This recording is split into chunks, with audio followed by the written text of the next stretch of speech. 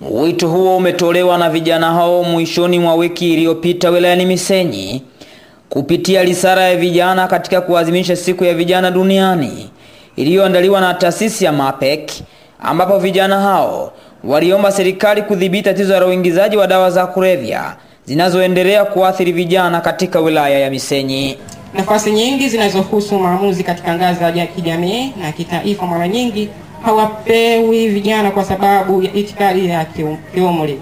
Idadi kubwa ya vijana hawana ajira na hivyo kuishia kuzurura ovyo mitaani. Vijana wengi ukifika pale Redito, vijana wengi wanatumia madawa ya kulevya. Yaani wanatoka vijijini ili kuuza maji, wakifika pale wanaanza kutafuna madawa ya kulevya. Sana wanapendelea yani starehe kupitia kiasi. Ukuta mfano akina msana anaenda kwenye muziki, anaenda kwenye bar.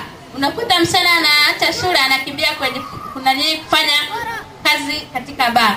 Kwa maoni ya wadau na wazazi waliohudhuria siku hiyo, wamesema kuwa vijana hivi sasa wanakabiliwa na changamoto mbalimbali hasa za maambukizi ya ukimwi na kuwa inabidi waache vitendo vya ngono, wasome kwa bidii, wasitumie dawa za kulevya, wafanye mazoezi na michezo kuliko kuendekeza starehe za ulevi na mziki. Wazazi wamesema viongozi wa dini wanasali mpaka wanakesha kuombea dunia, kuombea vijana wafanane na ulimwengu wa sasa.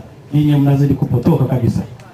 Mkuu wa wilaya ya Misenyi Kanari Isa Njiku amesema kuwa serikali wilayani humo itaendelea kudhibiti uingizaji wa dawa za kulevya, mimba za utotoni, lakini akaomba mashirika kama MAPEC kutoa ushirikiano.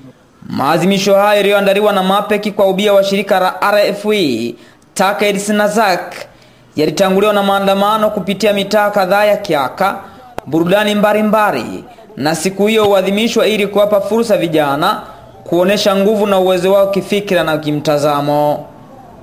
Nikiripoti kutoka Misenyi, mimi ni Matias Biabato.